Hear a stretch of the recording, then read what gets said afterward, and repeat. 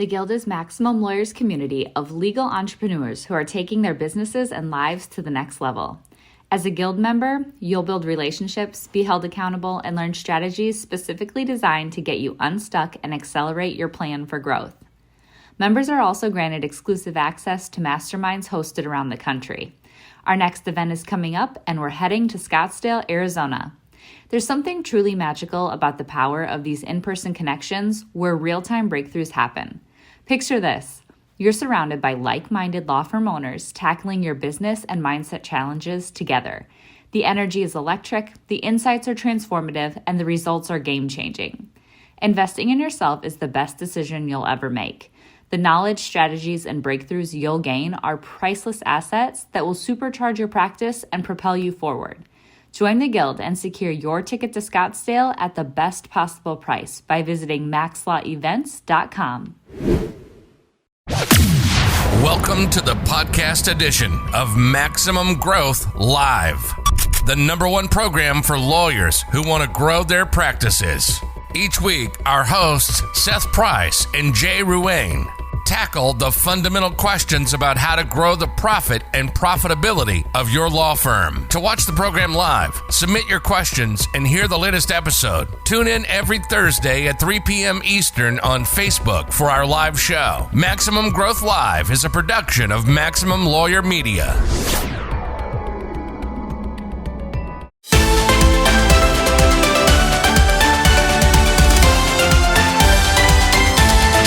Hello, and welcome to another edition of Maximum Growth Live.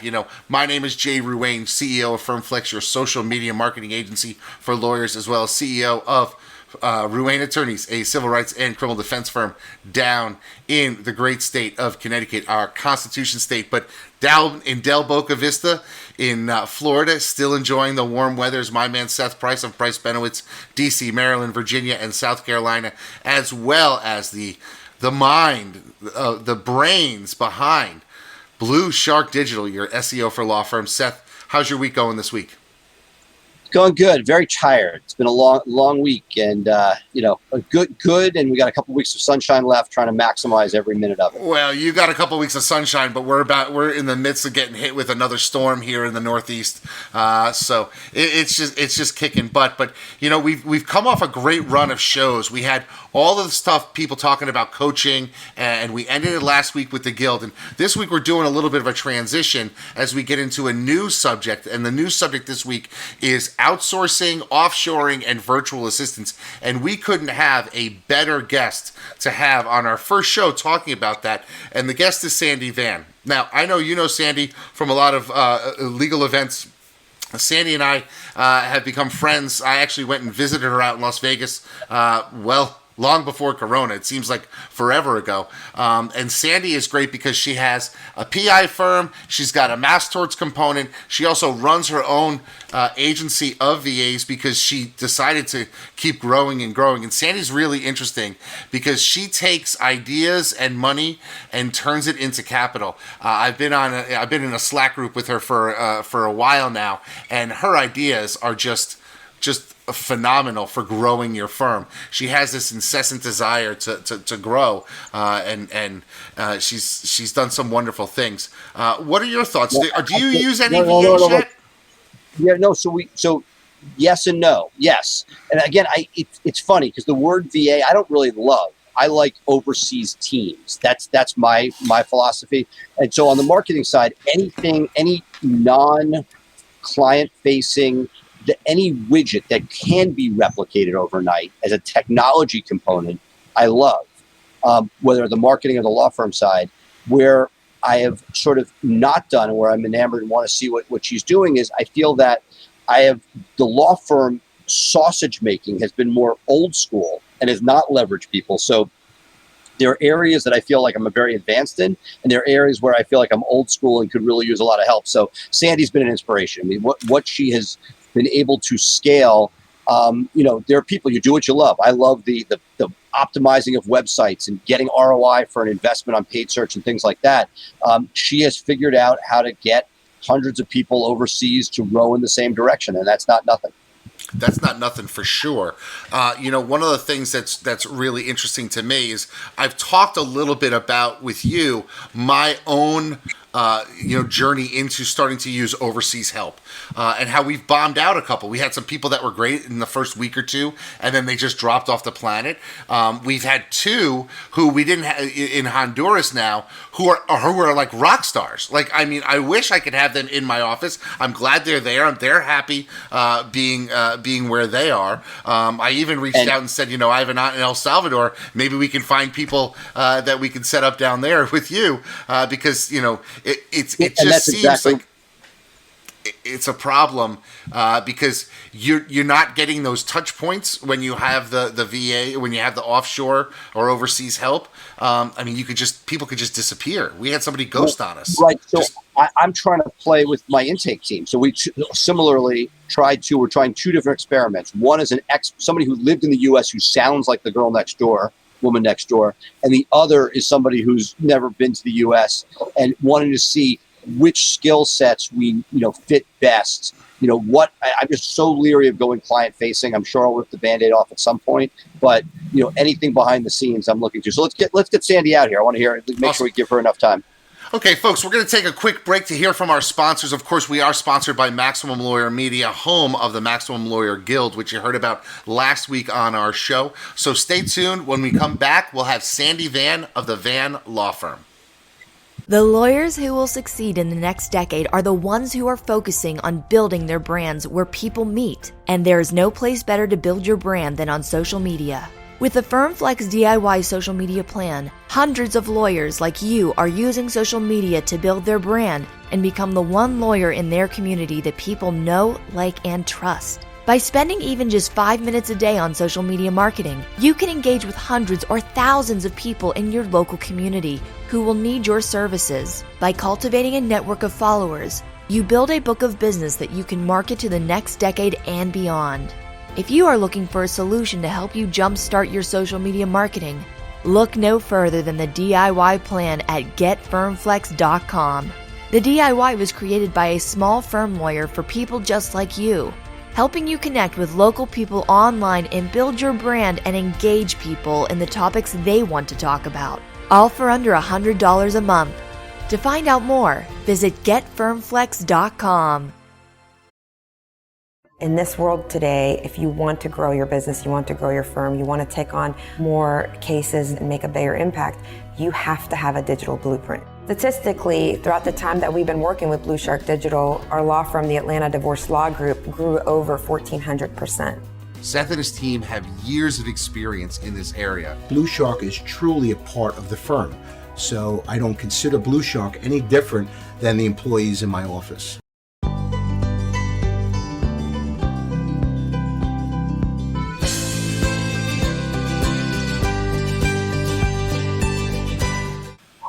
And we're back. We're back with our good friend Sandy Van of the Van Law Firm in Nevada and Washington, if I'm not mistaken, as well as the owner of Legal Support Help, which is a staffing firm of VAs for lawyers. Sandy, thanks for being on the program today. I first want to start with asking you this question. When did you start your law firm, and when did you hire your first VA? 2012 is when I started my law firm. I started using VAs in 2008. Okay, how did you start using them? Okay. So you were very familiar with the real estate, using VAs through the real estate business, and when you started your law firm, you immediately thought that would be a great way to expand your workforce? Yes. Okay. Correct. So we started off on Easy Tasks. Gotcha. Now, what is Easy Tasks? Explain to the audience what Easy Tasks is. Getting police reports, getting medical records requests, sending of letters of rep, doing lien verifications or reductions. Okay. So in your situation, did you hire in-country people first, or did you start with the VAs when you started with your law firm? I had a few people in-house, maybe 8 people in-house, and then I had like 5 VAs. Gotcha. Okay. Now, I want to talk to you a little bit about, because one of the challenges with hiring a VA is that you need to sort of have systems in place first, because you're not going to have them in your office to train. How do you deal with that at the beginning of engaging a virtual assistant? Well, first you have to have systems in place to hire the right people. It took me a long time to figure that out. And now we've started on the EOS model, the Entrepreneur Operating System by Gina Wickman. And we have an accountability chart and like an organizational chart, and then we ask the managers of each department to determine what their core processes are. Because the Pareto principle says that, 20% of your stuff is going to, produce 80% of your outcome. So each manager decides like what's the core process of their team. And then we created like tetras and courses to train all the virtual assistants. So, you need to, what I would do is have two people create that process. So let's say it's a demand letter, and it would be your two case managers, right? Your pre-litigation case managers. So have Anna create it, and then Bob look it over. Have Bob look over, create subrogation, and then have Anna add to it. And then just have them delegate it to them so that they can create it, because they're the ones that are in the weeds and stuff doing it. And then you can create like a tetra. I know that your brother does like a Wikipedia that doesn't have the monthly fee, but and make sure that you have an index to your tetra and a table of contents to your tetra or Wikipedia, whichever way that they decide to go. So we created an index. I had it up here. I don't know where I put it. Oh, it's not here anymore. But you can create an index for your tetra, kind of like, why are we doing this? If they know why, if people know why, they're better, they understand things better. Like, oh, I'm doing this demand letter this way so that we don't get indexing information out there. We make sure that we don't put anything that's adverse to our client in there. We want to make sure that we get money from the insurance company, because they're not just going to come out and give us money. So you need to give them the why. You need to say, this is how it's done. Sometimes you need pictures in there, videos, because people may learn differently. They might have, I read, so I'd rather read things than go through a whole video. I don't want to go through a video of an hour and find 2 sentences that I wanted to keep. So some people like watching a video, some people like pictures and screenshots, some people like to read. I notice a lot of webinars and such. Sandy is there, but it's clearly Sandy's people taking notes to bring you the nuggets. Right. Like, so I can learn like TBI in like 20 minutes. Like I'll have like all these webinars of like, an hour here, an hour there, 4 hours. And I'm like, I just want to read them like 20 minutes. That's so Sandy, before you jump in, Seth, I have something. Sandy said something early on in her last answer, and I want to dive a little deeper in it, because I think a lot of people here might be sort of in the place that you were. And you said you had a lot of problems with the VAs early on before you figured it out. Let's expand that a little. Let's talk about some of the problems that you found early on, so that our people, our listeners, our audience won't make those same mistakes. So where do you think you had? Give me 2 big mistakes that you made early on that our people can learn from, so that they don't make those mistakes. Not having my core values done, and that's something that we did recently. Okay, tell me about that. Why? We created our core values, and had we created them earlier, and I can go get our core values. We created our core values, and then we found that some people just did not fit into the core values. And had we had them defined earlier, I'm like, hey, this is why you're getting fired. It's nothing, you just don't show up. You're not that hardworking or whatever, right? Is that a core value, or is that just accepting a higher level? I mean, core value is sort of the nuance. There could be somebody who's great but doesn't hit your core values potentially, versus somebody who's not showing up. They're not showing up. You don't need core values to fire them. I just liked it defined. So we defined it. We gave examples of it, good examples, bad examples. We actually wrote up our own little definition. We had our blogger rewrite it and edit it. And had I had that in the beginning, it'd be like, look, you're not you see, you don't fit into these little boxes. You're not getting check marks on them. And, that would have really helped. Things like that. We pay them with Veeam. You know, having enough to hire and things like that. We have a hub staff, which we check all the time now. And hub staff just monitors their screenshots and things like that. And but the core values is really important. So I'm sure You know, it's not like some kind of, it's more objective. It would be helpful if maybe they would get in the comments some of these. These are great softwares. I've always used a different one, but like every time, always looking at what is the best software. Because I assume, Sandy, thing you and I have talked about offline a lot is making. It sounds like you is not just like hiring X number of people, but you have pyramided to allow yourself to have supervision, so that you're not just saying, hey, here's X dollars an hour, but you have somebody making sure you're getting those X dollars an hour from the person. Yes, we also, with the EOS system, we created a scoreboard, and every department will have their own scoreboard. So for example, each department may have their own communication, including how many demands they sent out, or how many cases they got closed from subrogation or whatever, or how many things of property damage they did every week or whatever, So each department will have their own little subsection of numbers, and then that manager will tell me whether or not it's going well or not. So back to the index for Tetra, you need something like the title, like how to calendar. Is it added to our table of contents? So you have to have a checklist, right? Is there a directory to it? Why we do it this way? Do you want to include some checklists or documents like, hey, here's the hospital or whatever, or here's a checklist on how to settle a case. Any documents that you need, you'd have to have the step-by-step instructions, the pictures, and the videos.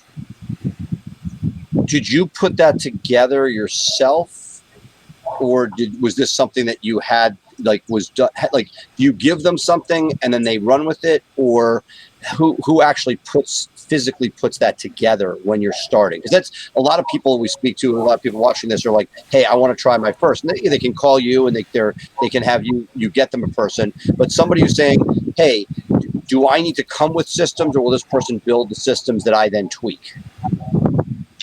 I think it's pretty easy. Loom is a great software. You can just record yourself doing it and then have them write down the steps. And if I was to go back, I would, because people have like, hey, can we buy your system? I'm like, oh, just the settlement disbursements took, just me personally, I was sitting there one day, I'm like, I'm going to just develop this. And it was like 4 hours, 4 hours of my time. So I'm not selling my system, but you can just record how you're doing it and then have them go back. And I would change everything to like John Doe and Jane Doe. If I was to go back, I would not have, because I have like some client stuff on my calendar and the videos and pictures with the client stuff on it. So now we've gone back and redone it so that it's all John and Jane Doe. Was there an economy? But you could have.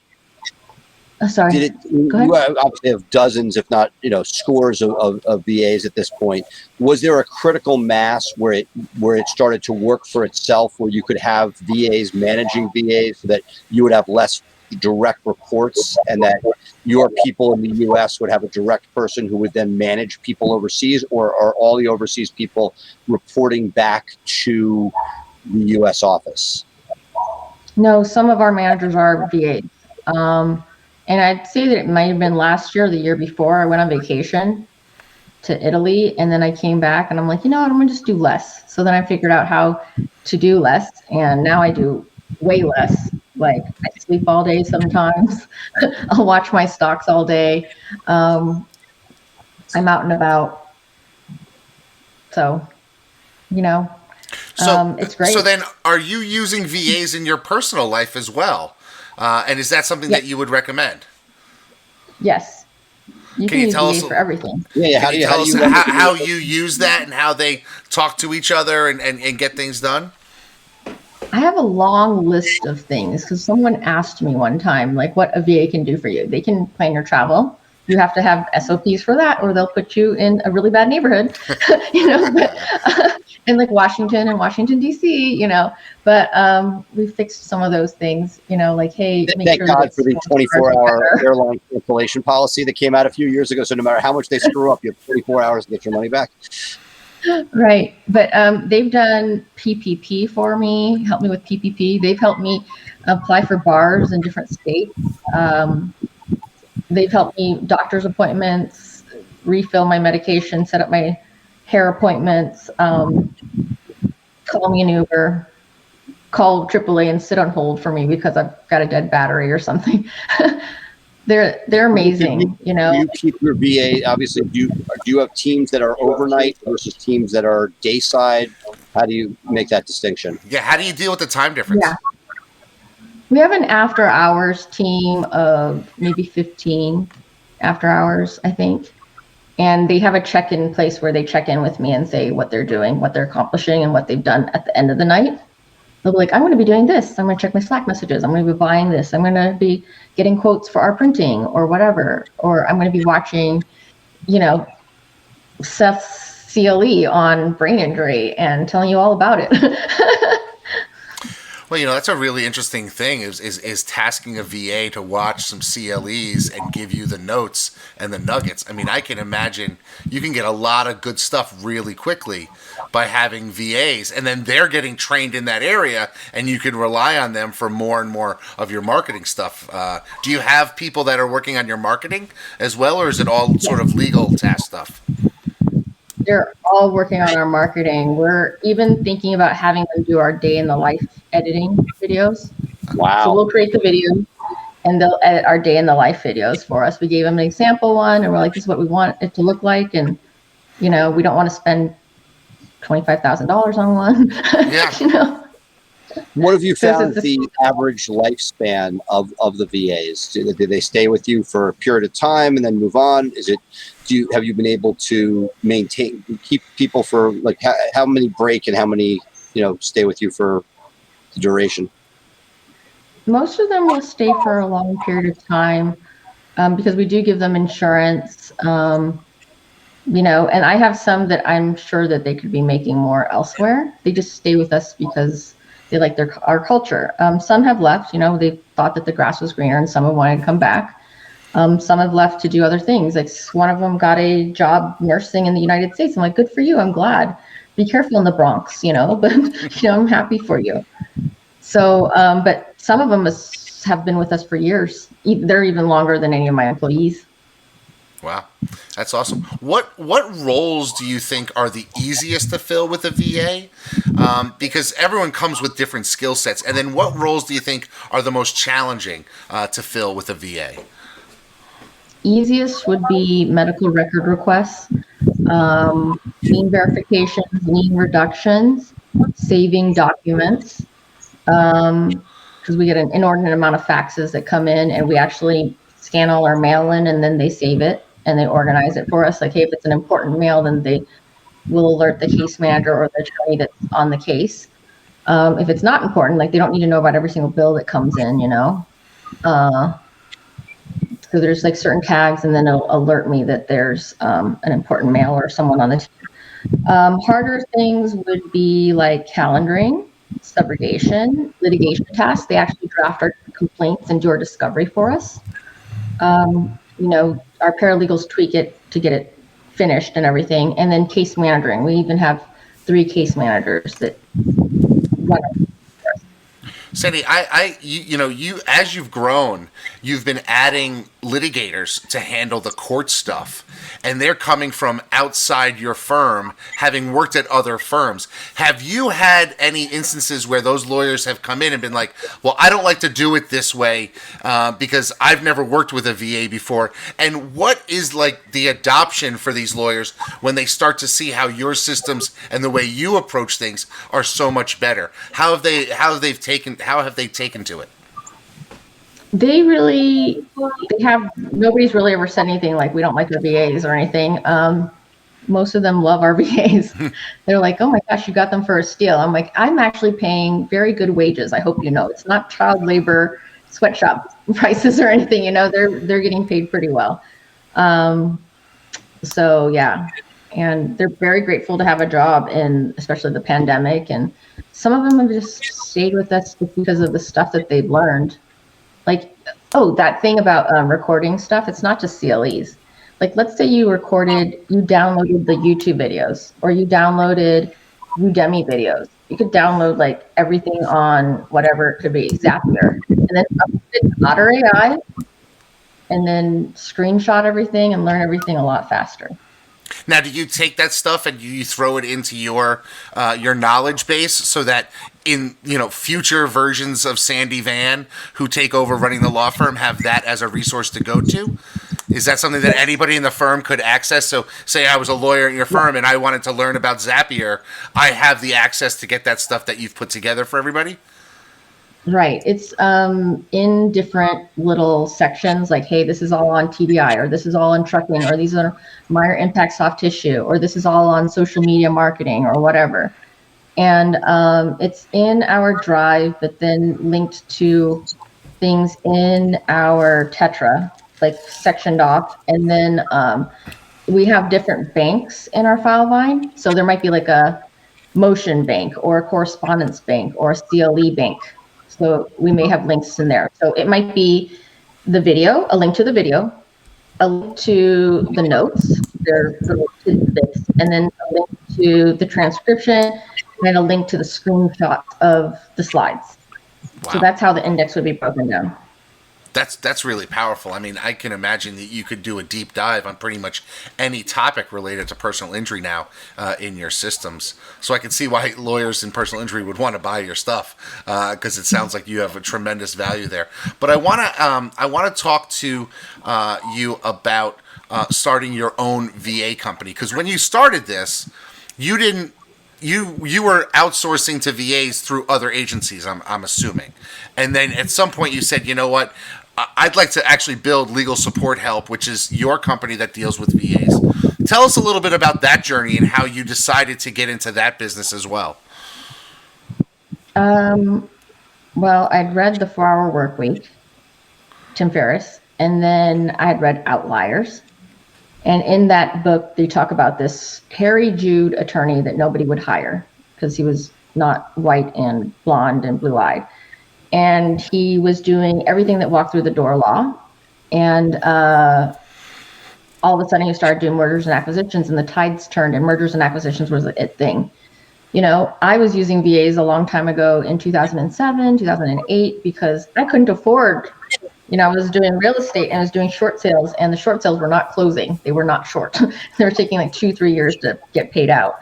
Oh. So I was like, I'm sick and tired of working so hard. So I hired my first VA. And like now it's like the times have changed. And I'm like, look, that knowledge that I've had, that 10,000 hours or whatever. And I decided to open the VA company. And I looked at the math and the arbitrage spread and said, hey, I could do this. And I'm sure that there's other attorneys that need it, that need someone on the ground running that, can help them with certain things. Yeah, I mean, I don't know about you, Seth, but I've actually said, if I were to get into PI, this would be one of the resources that I would turn to try to fill those roles without having to actually bring the people in-house because some of the benefits of scale that you can get by going to outsourcing through VA. Seth, did you have a question? No, I was just thinking, you mentioned some of the low-hanging fruit like a PI shop might use. But some of it, some of the things I've struggled with personally is with a legacy shop. And it's not like we're that old, right? The firm's only 12 years old. But when you haven't put VAs into certain positions, have you, I love the fact that you sort of built it with them for the most part. Any advice for people that aren't using them but already have infrastructure about how you scale and put those in? Again, it's not like we aren't using them. Like on the marketing side, I have 80 people doing tasks for me every night. All different things. So I don't call them VAs, but we have a team doing those, and I have individual VAs doing specific items and reports. But as a law firm, I found that's actually the place I found the hardest. Partially, we have a solution for medical records, but what are some of the ways you can sort of first dip your toe in if you're not used to using them within a law firm practice? There's probably some things that your case managers or your paralegals don't want to do, that they could be doing something else. Like you probably get discovery propounded on you. And then they're like, we can't give you the Word doc because there's metadata on it. So now you're like, okay, VA, instead of me spending my my paralegal, how much ever you pay your paralegal, 50,000, 75,000 or whatever. Understood. But in those cases, this is where I've struggled. I agree. That would be genius. And we do some of that, but that's not the systematized stuff in the Tetra, right? That's the one-off project. And then you run into how do you, so I love it. And I'm sort of experimenting right now. I've forced my team to work with VAs, even if I'm paying and time is falling on the floor. I don't like that. I'm not wasting anything. But the idea is sometimes it's, as you're saying, until you sort of know, oh, there's a resource there, let me send it. It's sometimes there's some things you can plan out and some things you don't really even know that you need until you're like, oh man, I wish I had a place to send it. Oh, I do have a place to send it. And which comes first? Because if there's not a person to send it to, you can't actually do that. Right? Well, there's a list of stuff that our VAs do. It's on vatasklist.com, and they do stuff for business lawyers, family lawyers, estate planning, all types of areas of law. They help us. We do mass torts and personal injury. So, they've helped us with that. They've helped some of our doctors out with their stuff and the medical record companies and stuff like that, because they've needed people to call appointments and stuff. So I'm sure you could find something. And they've helped, some of ours help with translation and calling our clients. Our litigators were like so busy, and I was like watching the reports for the communication. And then you could lose one case because your litigator or your case manager is too busy to call the client. And so we hired these people called we call them like customer care people. And they just call the client. Like, I want you to sandwich it. 1 month attorney Joe calls, and then 1 month Daniel calls the VA. It just says, hey, and this is like tasked out. We've got these scripts or whatever, like, hey, we sent your demand letter. We're waiting 30 days before we get the response, or we're waiting on the subrogation lien. That may take a while, but we'll let you know when we get a response, or we've already sent it out for service, or whatever it is that is scripted. Do you have any questions for the attorney Joe? And they do that.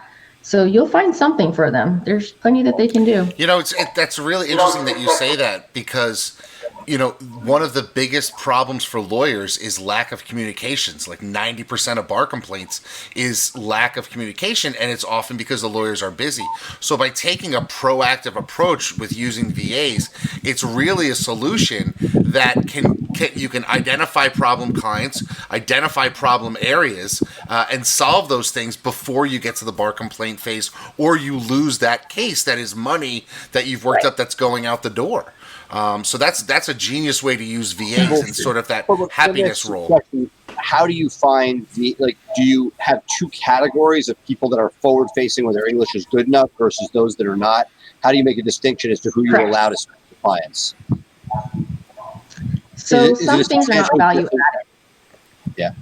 Huh? Okay, so some things are not value added. Price point for people who have these skills to communicate with U.S. clients versus those that might be doing data behind the scenes.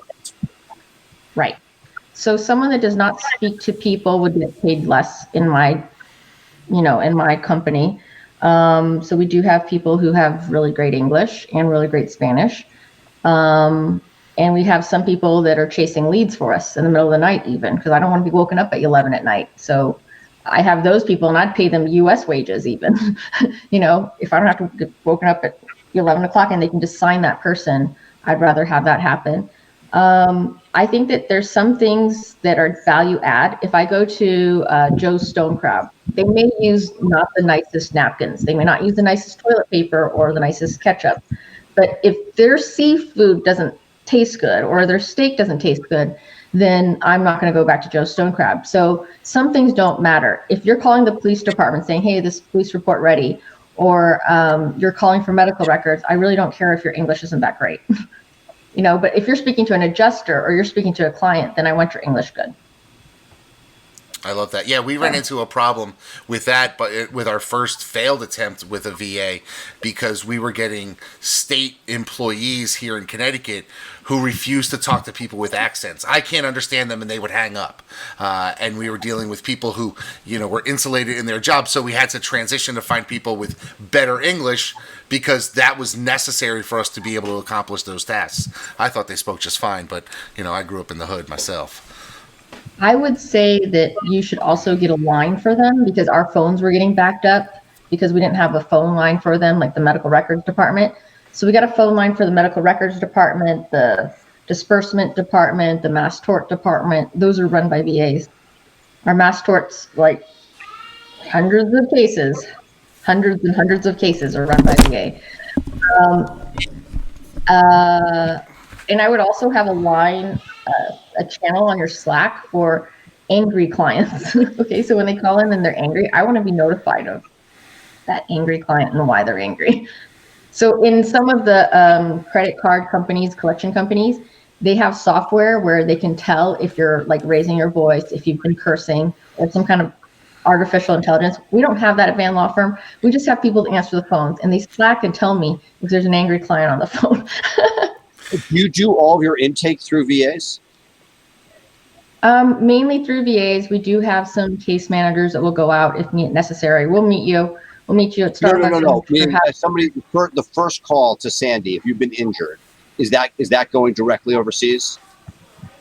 It may be going overseas. It may be going in-house. We have maybe 2 or 3, three in-house people that can handle an intake call, and then we have a lot of not in-house. So let me ask you a question about that. When you say you've decided, okay, we want to add a new person to our arsenal of VAs. Are you picking them to train them in one particular area and then cross-training them afterwards? Or are you saying you're going to live medical records for however long you're with us, and you may go up in the medical records silo, but you're staying in that silo? Or is there movement back and forth? Because I think there's some people out there who might want to think, okay, so I get my first one, that's going to lead me to a second and a third, and I want to give them an idea of the sort of the march of progress when you start getting VAs in, like you've been able to accomplish. Well, sometimes they do just stay in medical records. Sometimes we start giving them something else. We might give them medical summaries or something. And then if we have someone that's like great, we may move them to subrogation. You know, we sometimes have these like, wow, like, where did we find you? Can we clone you people, right? And we may move them up. Like we have senior callers those are like the people that help the case managers. They're the ones that are sandwiching and calling the adjusters and saying, oh, well, did you get our demand letter? And do you have an offer to present or anything? Or is liability accepted? Are you fixing my client's car or whatever? And these people are so good, and they've been with our case managers for so long that they can now manage cases. So once in a while, we'll have someone, and I try to just hire people that can move up. Like we want our receptionists to move up to admin assistant one day, or admin assistants to become case managers. Our admin assistants become paralegals or junior paralegals or calendaring clerk or whatever, law clerks to be attorneys. So That's awesome. Seth, do you have one final question? No, yeah. So when you pyramid, how many VAs do you end up having supporting a given attorney? Like how many attorneys are you running in-house, and how many VAs do you have backing up an attorney?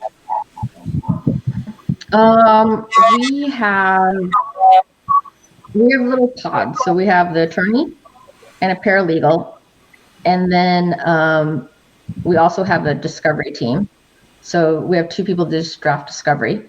Then we have a VA for that team. So that VA is doing all of their drafting for them. So if you need a complaint drafted, early case conference documents, anything like that, joint case conferences, the discovery,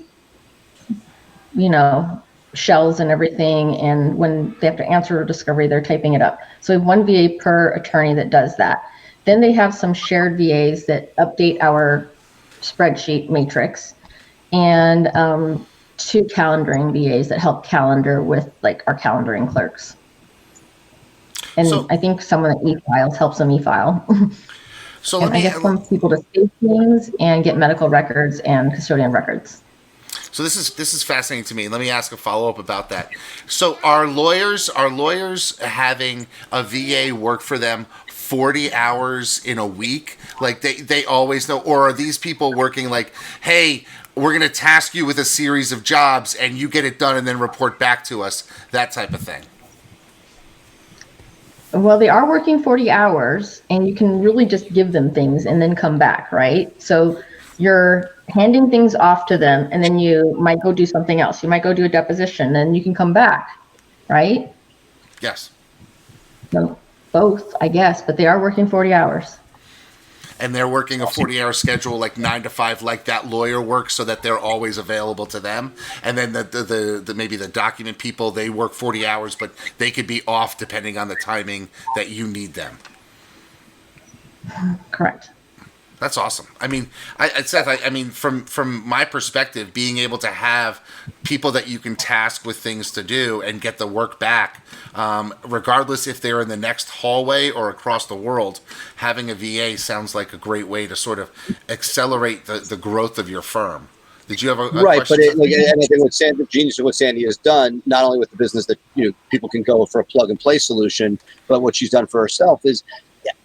It is much harder to do as a one-off. You can have a one-off, but the synergies come when you have that team, because my guess is the same person who's answering the phones who has great spoken English may not be your drafter, may not be the person who's inexpensive behind the scenes. And as you scale, you're able to get people to their sweet spot, and that you're hiring for those different positions. Somebody who can write, very, very different. Somebody who can speak. Who do you need U.S. time? Who do you need overnight? Your head starts to explode when you think about the permutations. Yeah, Great. I mean, you could easily ramp up and have 200 VAs doing every discrete thing, but starting with one and getting them to do the thing that really removes a lot of the headaches of your plate. And Sandy, I love the idea of having somebody who's a caller and checking in with clients and that type of thing. And I want to implement that in my office for sure, because I think those touch points are so valuable for getting referrals back from clients, keeping client satisfaction high, getting reviews. I think that as your first move, that might be something that's worth considering bringing in a VA to do, just because it eliminates all those inbound calls. And so if all your incoming calls now are just new clients, because all of your existing clients are getting calls regularly, it could put you in a position where you can really sort of task your intake team properly, don't you think? I would segment that, because we were going to open a call center, and we kind of have a mini call center now. And after speaking to a bunch of call center owners, because I interviewed a bunch of call center owners, they said, Sandy, you need to segment it, just reception as reception, and then intake as intake. And like, personal injury, single event cases, and then we have a mass tort intake. But they're cross-trained somewhat, but, so the reception can't answer the phone. And when I implemented the callers, it was after we had hired this really bad attorney that didn't call my client for a week, that we had massaged this case for 2 years and we were filing suit. We didn't call the client for a week and we lost that case. And that was really tough. Every single time a nice car drives by, I think of this attorney and how I'd like him to be hit by a bus. It was a really big case. Like, the meds were worked up and everything, and we lost this case. And I'm like, dude, I could hire like 10 of these people and I'd still break even. I'd still be ahead from him losing this one case. So There's a story. You were not perfect, but imagine losing a case that's like $500,000. Yeah, I could hire a lot of VAs for 5 years, probably. Exactly. And that's really what this is all about. I want to thank you for coming on here today, Sandy. One of the things that's important for everybody to hear is they see people's success and they don't necessarily see all the trials and tribulations that go behind it. And you've been really honest and vocal, and I appreciate that. And I know our audience and Seth certainly does so well. So thank you so much for coming on Maximum Growth Live. Folks, we're going to take a quick break, and when we come back, Seth and I will be back to wrap up the show. Thanks again to Sandy Van from Van Law Firm in Nevada and Washington, as well as LegalSupportHelp.com for all your VA needs. Thanks again, Sandy. Thanks for being with us. Thanks. Hey, it's Becca here. I'm sure you've heard Jim and Tyson mention the Guild on the podcast and in the Facebook group. The Guild is this perfect mix of a community, group coaching, and a mastermind. Guild members get so many benefits, including weekly live events and discounts to all Maximum Lawyer events. Head over to MaximumLawyer.com/the Guild to check out all the benefits and watch a few testimonials from current members. So head to MaximumLawyer.com and click on the Guild page to join us. Now, let's get back to the episode. One.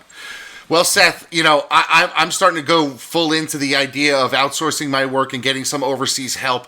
What did you learn from Sandy's interview? Well, look, I've been speaking to her a long time, and I feel like today you get some insight. It's not easy, and Sandy is great about presenting as if like this. That what she has done is a lot of hard work. I'm sure, things that work, things that don't work, and to see how she segmented this stuff out and created those teams, remarkable. I'm inspired to continue down that journey. I think COVID has given all of us the opportunity to see what we can do because we're not feeling and touching people anyway. So that security blanket is gone. The Band-Aid's ripped off.